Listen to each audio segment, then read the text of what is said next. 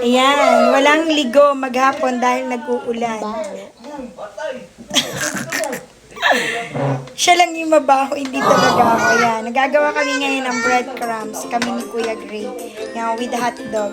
Dahil tag-ulan ngayon, nagtry kami ngayon ng mga recipe na pwedeng kainin. Ayan, ang aking chef, si Kuya Gray. Ayan, titingnan natin yung luto niya kung talagang masarap.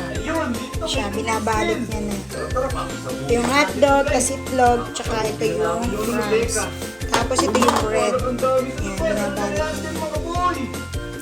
Titingnan natin. Ayan. Ayan, ayan na nga. Niluluto na niya. May ilang luto na rin. Mamaya, titikman namin. Ayan, si Gray Chef. Siya.